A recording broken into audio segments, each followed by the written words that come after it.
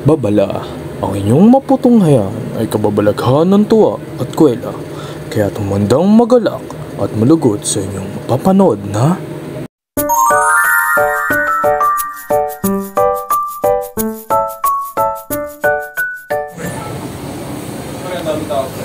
So, paano ba nakakapekto ang kulturang Pilipino sa ating mga estudyante para ma-experience o masanay ang kaugaliang moralidad ng mga Pilipino? At paano pa ito nakakatulong sa pagsosolba ng mga problema tulad ng mga problema sa moralidad, katulad ng mga internal dilemmas, pwedeng sa lipunan, sa eskwelahan o sa pamamahay?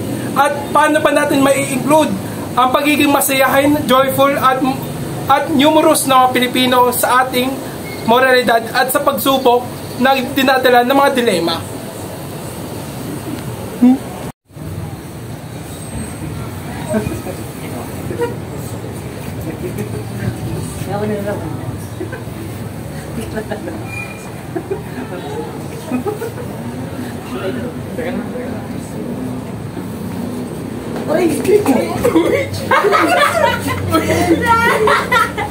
Nadaba. Yan yun na yun. Tama ba yung ginagawa nyo? Oo, bakit pa nakakatawa siya eh? Di ba dapat tayong matatanda? Dapat alam natin na masama yung nangyari sa kanya. Suma? Bakit ba yan? Bakit ba yan? Hindi. Kasi sa moral na desisyon nyo. Masaktan na yung tao. Ba't ginagawa? Tara na nga. Okay ka lang ba? Salamat ba? Salamat po.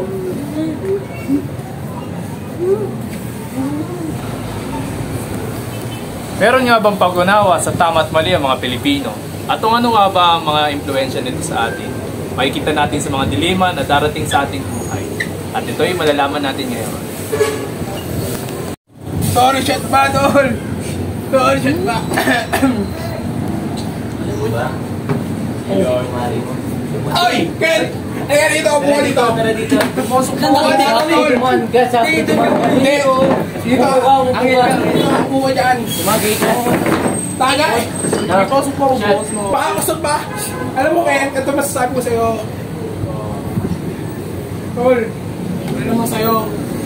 Papakapay ka na lang namin bukas. Hindi ko ano yung may trabaho. Namakinig. Tol.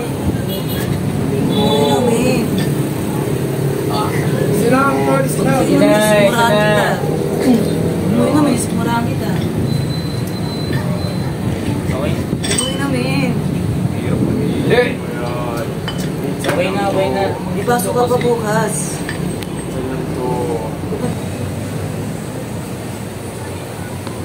Ano-ano nga ba ang mga kalakasan at kainahan ng moralidad ng mga Pilipino patungkol sa pag-iikwela at masiyahin? Magandang gabi, Pilipinas! At panibagong episode na naman tayo ng Peace to Peace. So, meron tayong dalawang inimbitahan dito at nanggaling ito sa Pampanga at marami pa siyang dinaluhan. He's a former basketball player. Yan. Meet Julius. And their opponents is Ket Ariola. And nagmula pa siya sa Bohol.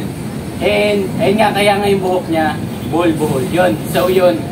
Let's find out kung ano nga pala yung mga magiging kasagutan nila sa inihanda kong mga tanong.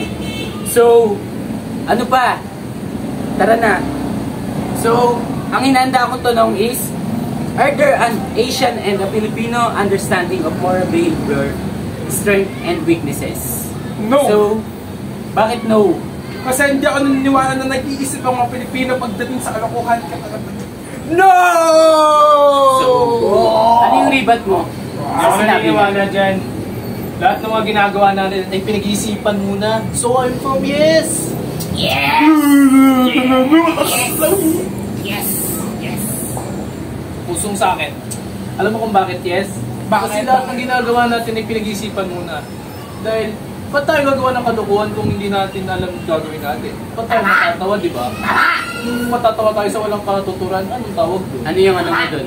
Masasabi mo? Ang masasabi ko doon, isang malaking kaibangan.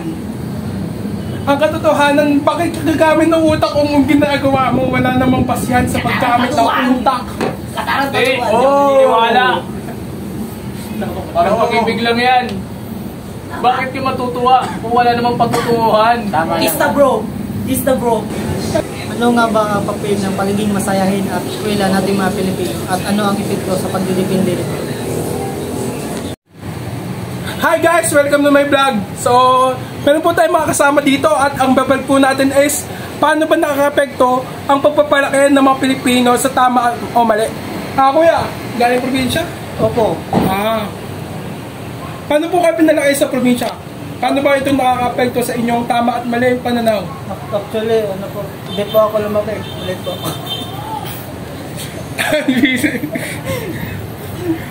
Nagsasaka lang ako kanina. Nagsasaka lang daw siya kanina. So, kuya, hello po. Hello. Hello. Mga konyo na yun. Ano po ba yung tanong? Saan po kayo pinanganak?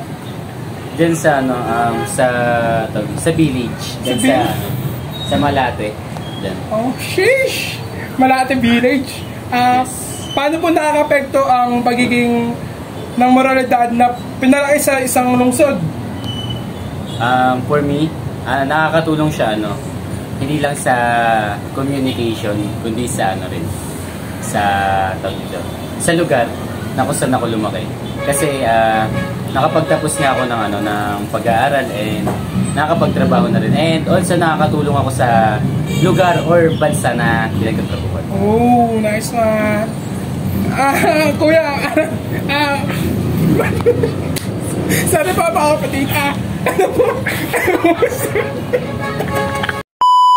Kuya, lutang ka ba?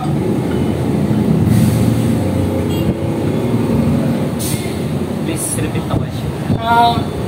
Lutang ka ba, kuya? Sa tingin mo? Paano po kayo pinalaki bilang isang Pilipino? Ano po pagkakaintindi nyo sa katanungan na ang Pilipino ba ay may pagkakaintindi sa tama o mali? Sa tingin ko, kasi pinalaki ako sa kanto-kanto. Alam mo yun? Kahit pagpag gano'n. Pagpag? Tapos alam mo yung tama't mali. Kasi sa amin trip-trip lang yun. Seryoso po ba ka dyan? Kapatid, parang trip-trip lang ta.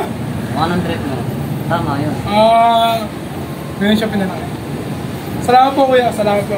So, ganun daw pinalaki, trip-trip lang, no? So, good morning sir. Ano po bang masasabi nyo sa pagpapalaki ng mga Pilipino at pagkakaroon ng tama at mali?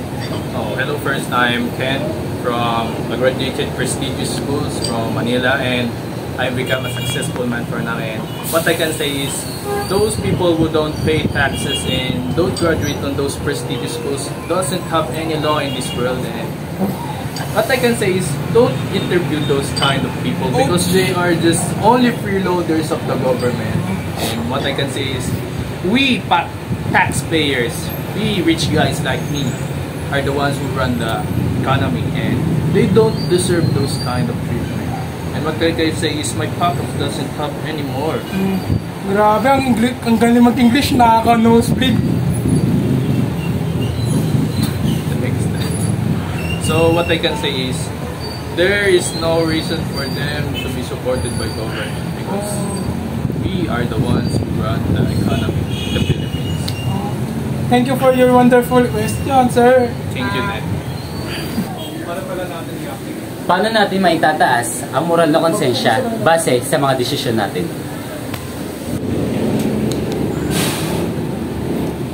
Nag-impluensya na pagiging masayahin at sweldo ng mga Pilipino sa mga estudyante ay nawawala rin ang kanilang mga stress dahil nagiging masaya sila at nagkakaroon ng mga aktibidad na nagkakasayahan sila.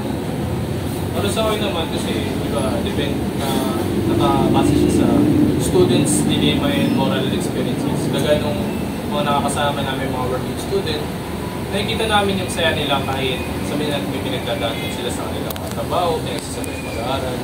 Ngunit yung makita mo yung saya nila at magiging kwela nila sa pagsasabay ng pag-aaral, magiging mabuti at positive sa kanila at sa amin.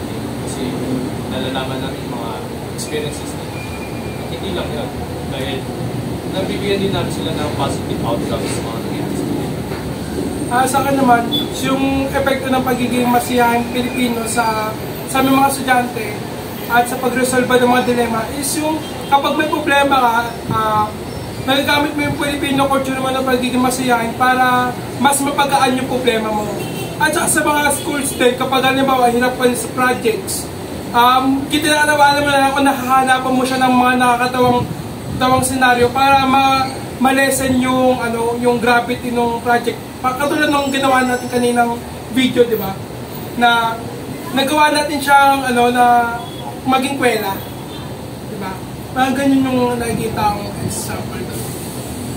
So ayun, as a student, malaking siya, impact siya, and malaki siya tulong. Kasi nagbibigay siya ng mga parang brainstorming, kumbaga parang gano'n. And as a student ngayon, marami siyang contribute sa aming mga students, hindi lang sa critical thinking and also pag-a-analyze. So yun. Kasi tayo kilala sa pagiging masayahin natin, kwela, at saka bilang student, hindi naman kasi tayo puro aral puro aral yung ginagawa natin. Kung meron din tayo kasiyahan na ginagawa, gano'n. Kaya tayo meron mga friends kasi may mga kalokohan din tayo ginagawa. Kaya nakakatulad din talaga yung Filipino culture natin. Kasi